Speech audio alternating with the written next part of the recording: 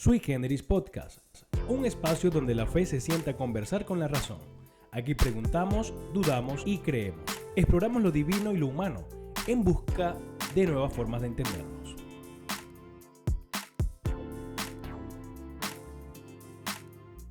Hola, bienvenidos a Sui Generis Podcast, un espacio donde preguntamos, dudamos y creemos. En el día de hoy, una semana más, vamos a hablar sobre el episodio de ¿Es posible una vida sin conflictos? Y vamos a verlo, pues como siempre, desde el punto de vista filosófico, científico y teológico. ¿Cómo responderías tú a esta pregunta desde un punto de vista filosófico? Bueno, yo lo primero que voy a decir es que en un podcast sobre conflicto espero que no acabemos con un conflicto aquí al final, sino que nos llevemos bien. No vamos a entrar en detalles de partidos ni qué Nada. No. Somos apolíticos. Ya. Bueno, aquí la cuestión está en que solemos tener una visión negativa del conflicto, ¿no? Pero es una realidad que a veces el conflicto nos ayuda a seguir adelante. Es decir, el conflicto es una realidad. El conflicto nos lo vamos a encontrar tarde o temprano en los diferentes aspectos de nuestra vida y cómo nosotros afrontamos el conflicto. Y os voy a poner un ejemplo en el que con el que podemos aprender cómo afrontar el conflicto.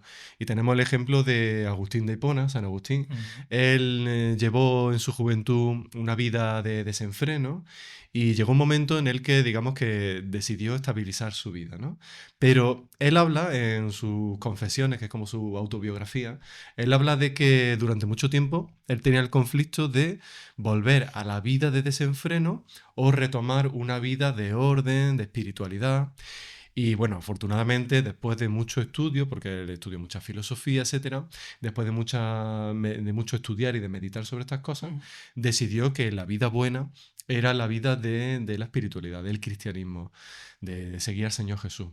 Pero fijaos cómo en verdad el desencadenante de afianzar su fe fue el conflicto. O sea que no siempre hay que evitar el conflicto. A veces el conflicto es como si nos cogiese, nos menease y nos hiciese despertar, ¿no? Entonces, bueno, no siempre tenemos que tener esa visión negativa del conflicto, sino que, oye, a veces nos ayuda. A veces un conflicto, aunque nos parece malo, pero casi que a veces bienvenido, ¿no? Y bueno, aquí vemos cómo el Señor es especialista en estas cosas, en coger las cosas malas y hacer un bien de ellas, ¿no?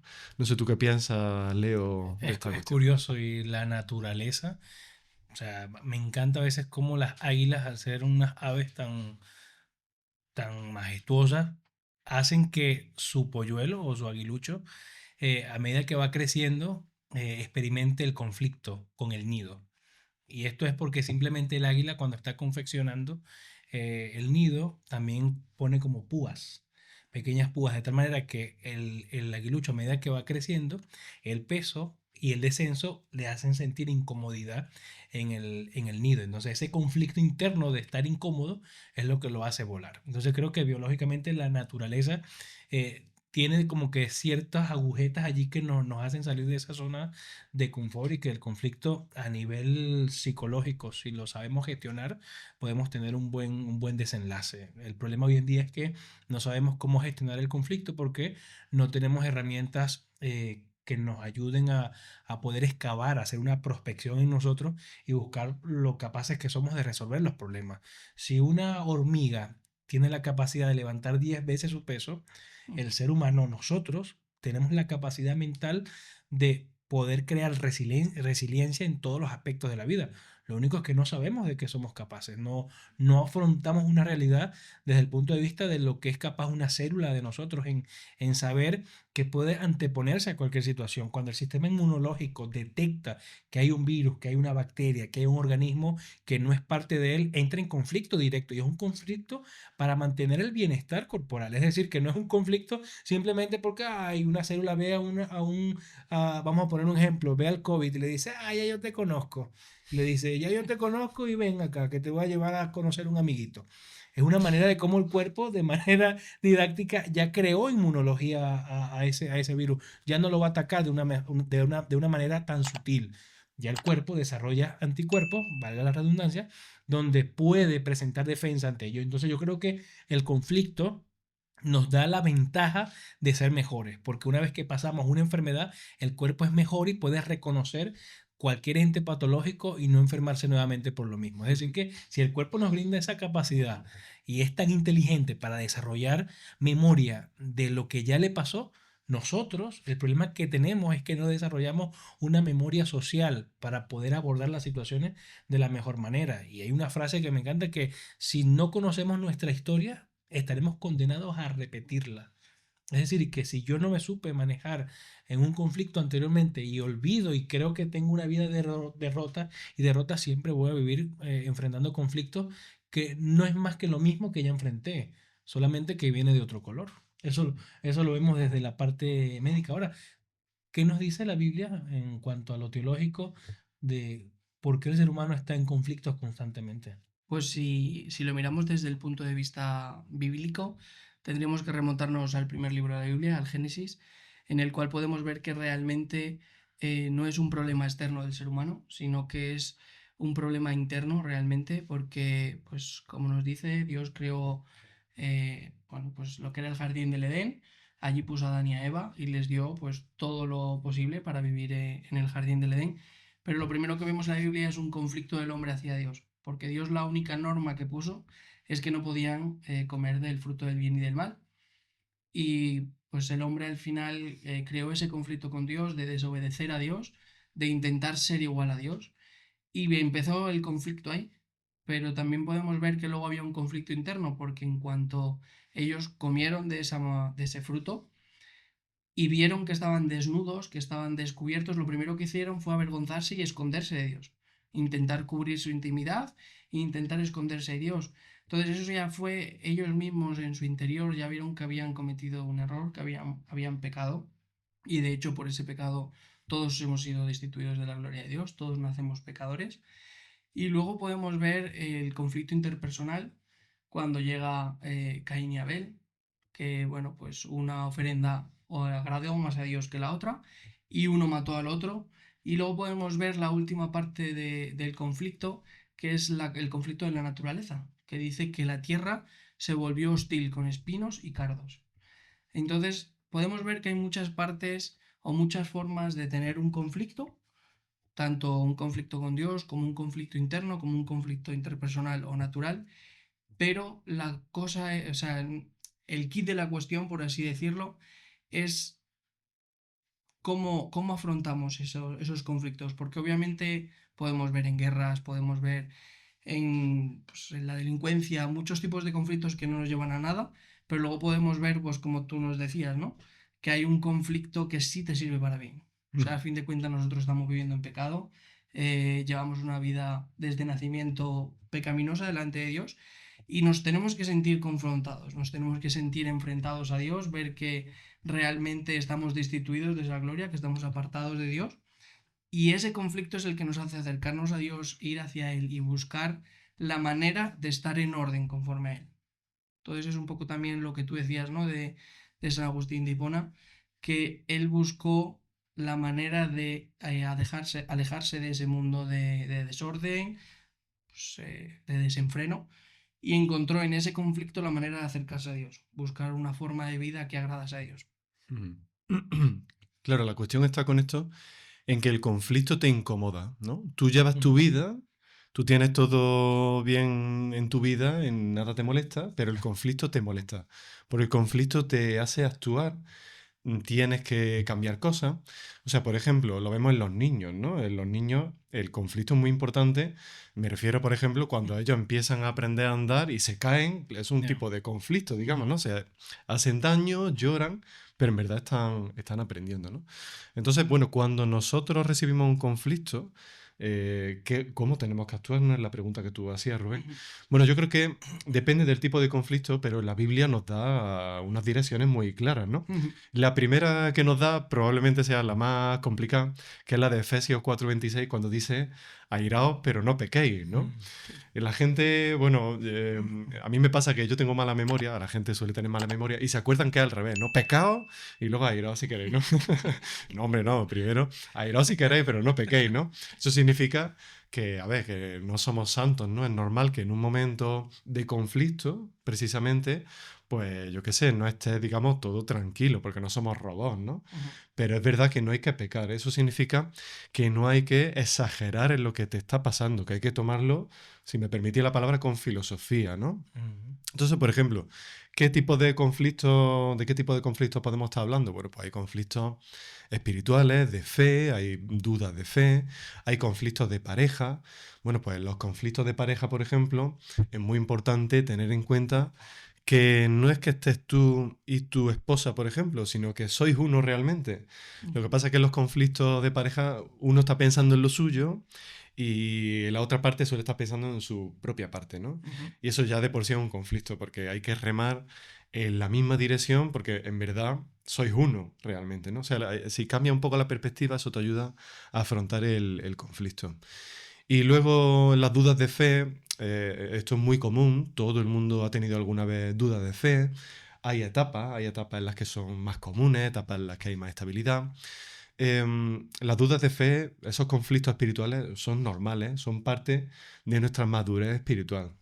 Sí es verdad que si esos conflictos, esas dudas de fe se enquistan o se repiten cada cierto tiempo, eso no es muy buena señal, ¿no? En la Biblia no vemos que eso sea algo bueno, habitual, no vemos a Jesús hablando de estas cosas, sino que, bueno, es normal que esa fe se te afiance y luego tú sigas adelante, ¿no? Entonces, bueno, según el conflicto hay que actuar de un modo o de otro. Pero lo más importante es pararse y decir, bueno, ¿qué está pasando aquí? ¿No? Voy a intentar ser lo más objetivo posible, porque claro, somos muy emocionales las personas y actuamos muy visceralmente, ¿no? Ujú. Eso creo que la Biblia nos llama a calmarnos y eso es lo de airaos si queréis, pero no pequéis, ¿no? Así que bueno, no sé cómo lo veis esto, pero yo lo veo de ese modo, ¿no? Sí, es interesante que la Biblia es la que nos aporta y nos da tantos tips y dice que poder solventar una situación de la mejor manera es lo mejor y usa metáforas y hay una metáfora que a mí me gusta mucho que dice como manzana de oro con figuras de plata, así es la palabra bien dicha como conviene.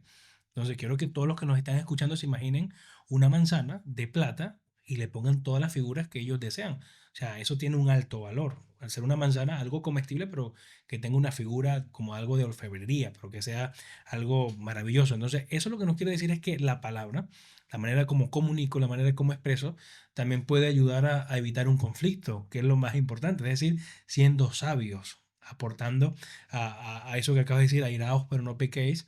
Una de las otras maneras es que nuestras palabras vayan con sabiduría. Y es lo que decía el apóstol Pablo, que vuestras palabras sean sazonadas con sal. Y a mí me encanta eso porque la sal sirve para preservar, la sal sirve para dar gusto, para dar sabor. Y aquí es simplemente, si yo quiero evitar un conflicto y quiero preservar una amistad, quiero preservar mi relación, quiero preservar mi trabajo, hay cosas que tengo que simplemente evitar.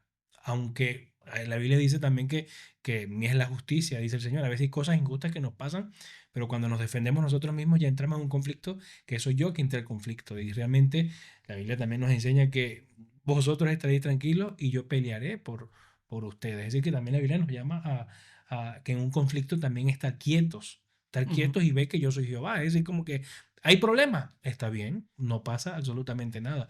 Déjame que yo actúe. Entonces, creo que podría puntualizar que desde la parte médica, una de las cosas que nos ayuda mucho es la palabra. Cómo un paciente puede gestionar su enfermedad es muy importante. Si te acaban de dar un diagnóstico no muy favorable, como un cáncer, que es lo que más las personas le temen hoy en día, o la diabetes, o ser hipertenso y ser joven, eso es complicado. Pero la forma como yo gestiono eso va a ser un conflicto para bien o un conflicto para mal. Es la única vía que le veo. Entonces creo que hay dos herramientas que ya hemos dado muy importantes. Número uno, airarse, pero no pecar. Es decir, no es que peco primero y después hago lo que quiera, no. Y segundo, el poder saber abordar las palabras para evitar conflictos. Es decir, que hay cosas, hay guerras que tengo que saber que las voy a perder y ya.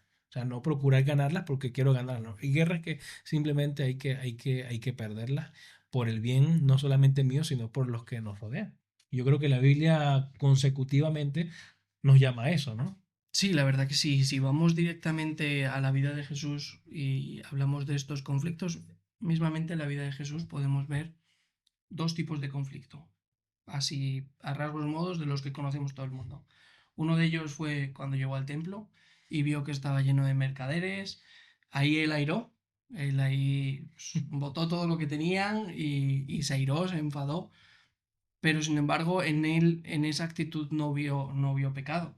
Simplemente él tuvo celo del templo de Dios, de lo que representaba el templo en aquella época, y tuvo celo en que se estaba haciendo algo que no era digno del templo. Y por otro lado vemos el conflicto interno que tuvo Cristo en el momentos antes de la crucifixión, en la que él mismo le dice al Padre, pasa de mí esta copa. O sea, yo no quiero pasar por ello. Para mí es algo desagradable, es algo que no quiero vivir. Pero si es tu voluntad, pues, pues allá vamos. O sea, hágase tu voluntad, Señor. Y pues así fue, aunque él no quería pasar ese trago amargo, él tuvo que pasar por la cruz, gracias a él, pues por su sangre hemos sido limpiados de nuestro pecado. Pero qué forma tuvo, ¿no? De enseñarnos cómo dirigirnos en este tipo de conflictos, el dirigirnos a Dios y decir, pues, porque Dios nos va a llevar muchas veces a situaciones en las que vamos a vivir conflictos con familiares, con amigos, en la iglesia, porque no significa que tengamos ese conflicto de fe del que hablábamos de, bueno, vivir una vida desenfrenada o vivir para Dios, una vida cristiana, y que ya a partir de ahí los conflictos acaben.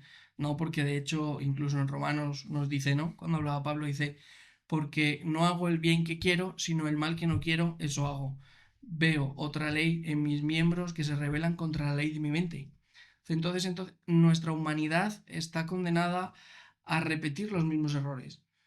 No está, o sea, nuestra humanidad, como hemos dicho, al ser destituida de la gloria de Dios, está destinada a ir en contra de Dios. Pero Dios nos enseña la manera en que vivir esos conflictos, en cómo dirigirnos de forma en la que pues Dios sea el centro, pedirle consejo a Él y si realmente ese conflicto forma parte de Él o nos quiere enseñar algo con ello, pues pedirle a Él el consejo. Luego también quería mencionar un poco el tema de que hay otro conflicto que no es el que vivimos nosotros como tal, por así decirlo, en nuestras propias vidas, ¿no? Sino ese conflicto espiritual que vivimos al cabo del día como cristianos, que creo que también cabe mencionar, como nos dice que nuestra guerra no es contra carne y sangre, sino contra principados y potestades, ¿no? Entonces creo que es algo importante en la vida del cristiano el buscar esa guianza de Dios, esa guianza para saber cómo actuar, cómo dirigirnos, porque nuestra guerra realmente como cristianos no es contra las personas. O sea, pues sí, son pecadores, están alejados de Dios, pero realmente igual que Dios nos mira a nosotros con humildad y nos mira a nosotros con amor, así mismo tenemos que hacer nosotros. Entonces nuestra guerra no es contra ellos, sino contra el pecado, contra el mal, contra esa lejanía de Dios, ¿no? No sé cómo... Bueno, has dicho una cosa muy interesante, porque aquí ya tenemos mucho que hablar, ¿eh? Porque, Ya cambia por el ejemplo, tema. por ejemplo, lo que has dicho antes de Jesús airado, ¿no? Es muy interesante porque, claro, nosotros tenemos una imagen de Jesús que no se corresponde con la realidad, ¿no? O sea, tenemos la imagen de Jesús de las películas que sale como hablando muy bajito, como muy correcto, muy quieto, ¿no? Como un niño buenecito, digamos, ¿no? Sí, Pero en verdad Jesús no se cortaba un pelo, ¿no? O sea, Jesús llegaba y le decía a los fariseos, sois tumbas blanqueadas, ¿no? Diciendo, estáis podridos por dentro, una forma de decir eso. Hipócrita, ¿no? Directamente. Hipócrita, exacto, ¿no? No se cortaba un pelo, ¿no? O sea que él ahí no rehuía del conflicto, le decía lo que le tenía que decir, ¿no? Es decir, que el conflicto va acompañado de una verdad que no la puede solapar nada. Exactamente. Yo creo que es así, ¿no? En este caso, cuando hay verdad, hay conflicto. Siempre hay una lucha. Como has dicho Rubén antes, la lucha es espiritual al fin y al cabo, ¿no? Entonces, cuando nosotros manifestemos la verdad, siempre va a haber oposición, siempre va a haber conflicto.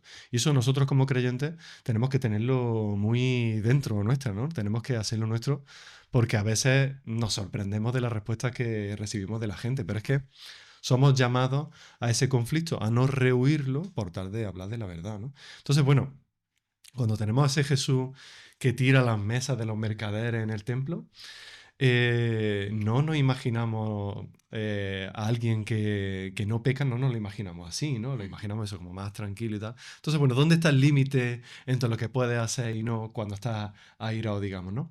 Ahora los que están escuchando el podcast, me imagino todo el mundo en su casa tirando las mesas, ¿no? Eso es lo que tengo permitido, ¿no? O sea, es difícil encontrar el equilibrio, ¿no? Es difícil saber dónde, hasta qué punto tú tienes que actuar estando airado, digamos, ¿no? Yo creo que no sé qué pensáis, pero en este punto yo diría, hombre, lo suyo, mantener la calma, digamos, Sí. porque así no te equivocas.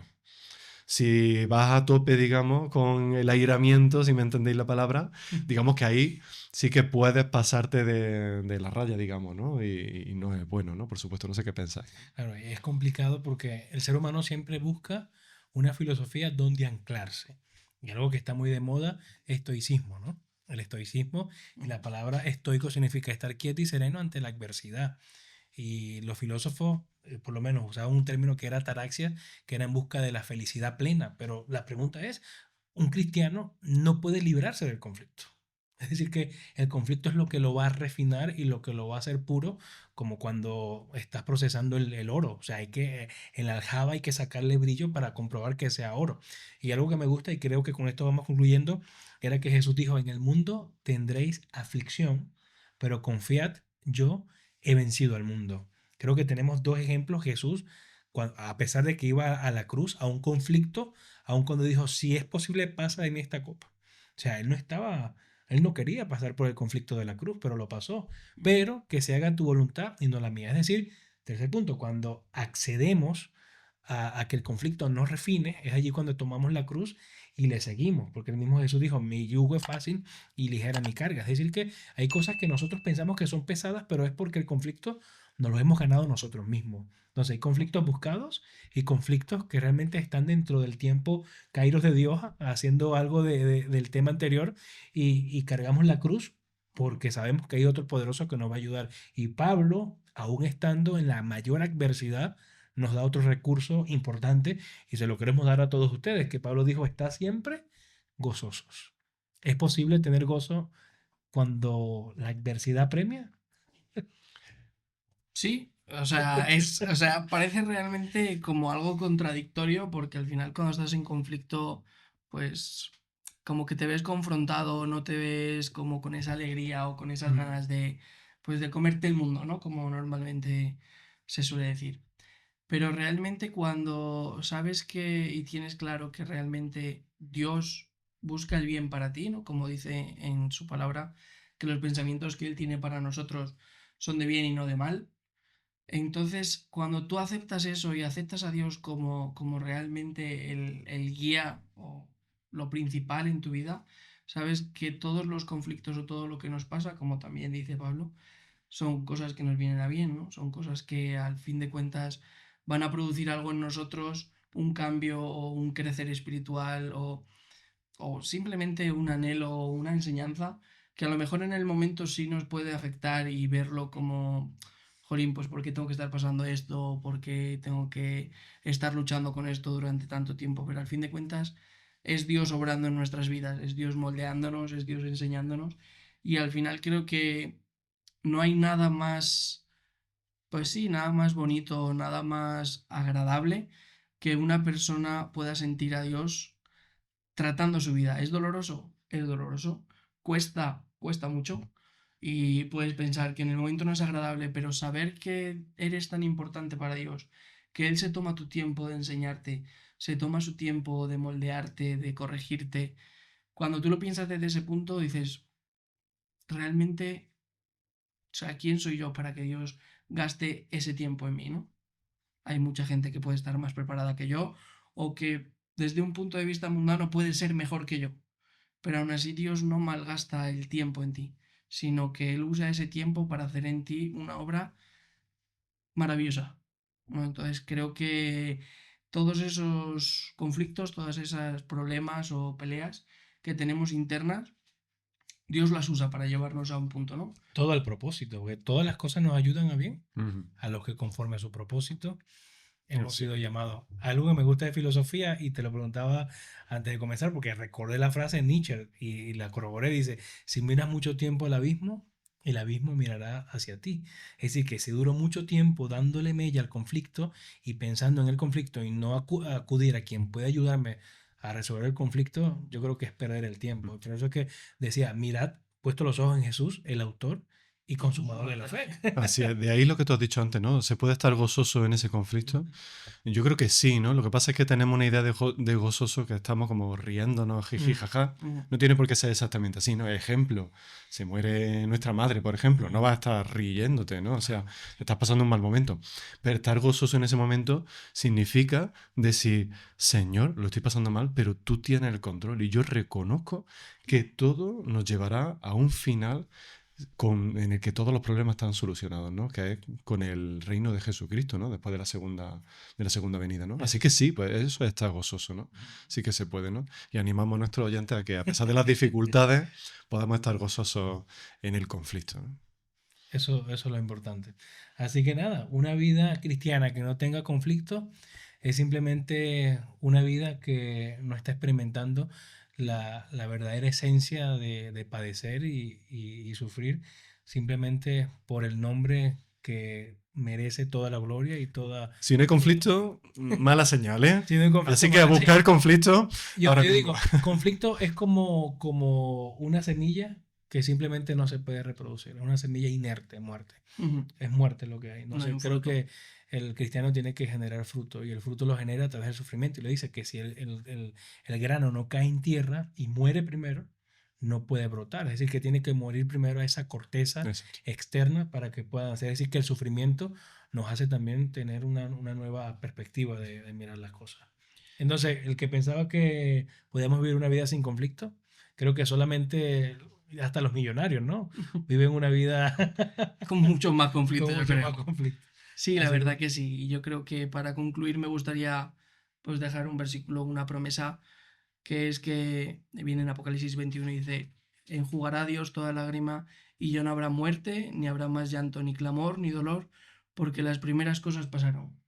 Entonces es un ánimo el poder saber que, bueno, aunque ahora estamos en esas primeras cosas, estamos en ese tiempo de, pues, de que haya luchas, de que haya pues muchos conflictos en nuestra vida, saber que va a llegar un momento en el que pues vamos a estar con él y no va a haber más llanto, ni va a haber más conflicto y para mí es un ánimo muy grande saber que en algún momento llegará esa venida, ¿no? lo esperamos. Así es, sí. Así que bueno, pues nada, un día más, darle las gracias pues por acompañarnos, por estar aquí con nosotros y esperamos verle la próxima semana. Hasta luego, chao, chao. Un saludo. Hasta luego.